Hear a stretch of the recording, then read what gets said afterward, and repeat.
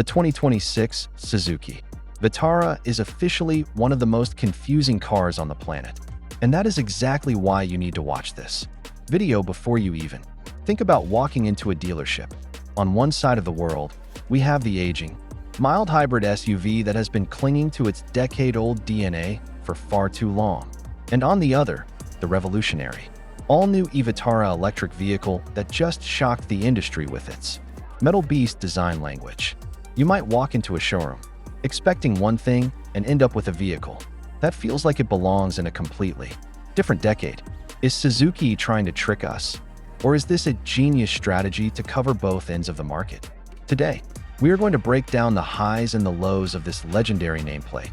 But stay tuned until the very end because I am going to show you the one specific feature in the new electric model that completely changes the game for your daily commute, and frankly, it makes the traditional gasoline version look like a museum piece. Let us be honest, the standard 2026 Vitara hybrid is a bit of a head-scratcher. Suzuki has clearly tried to modernize it, giving it a sharper front-end design and a new radiator grille that actually looks quite smart. But once you step inside, the reality hits hard. It is a time capsule. You are still looking at hard plastics and a cabin layout that hasn't seen a significant overhaul in over 10 years. Even with the introduction of a new 9-inch infotainment screen, the software feels like it's struggling to catch up to the lightning-fast systems in a modern Kia or Toyota. It is not that it is a bad car, far from it. If you want something lightweight, nimble, and undeniably reliable, this is still one of the best around. But when you look at the price tag, which has crept up significantly, you start to ask yourself if you are paying for quality or just for the badge. This is the perfect moment to remind you that if you value these deep dives into the latest automotive news, make sure you hit that subscribe button and leave a like on this video.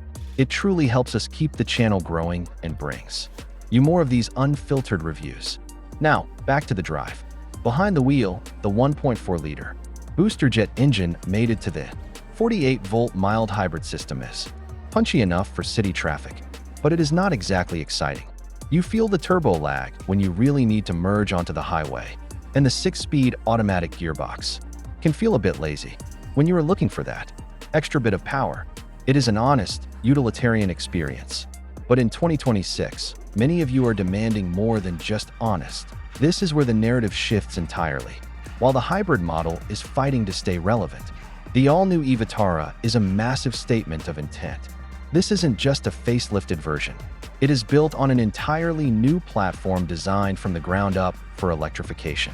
When you look at the exterior, that metal beast styling is aggressive, futuristic, and a total departure from the boxy, conservative Vitara we have known for years.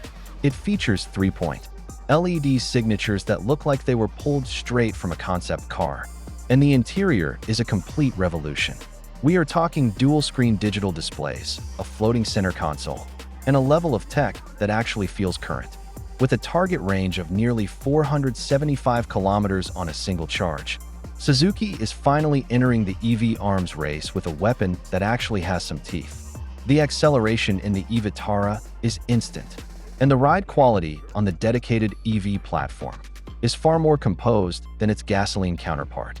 But here is the catch that I promised to address.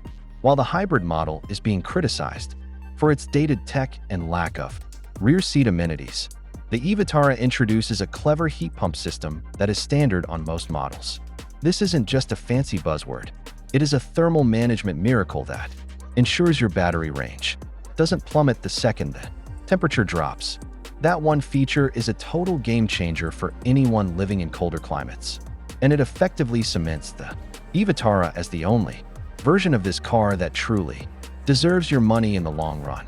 If you buy the old-school hybrid today, you are essentially buying a sunset model, but the e-Vitara? That is the future of Suzuki, and quite frankly, it's about time they arrived.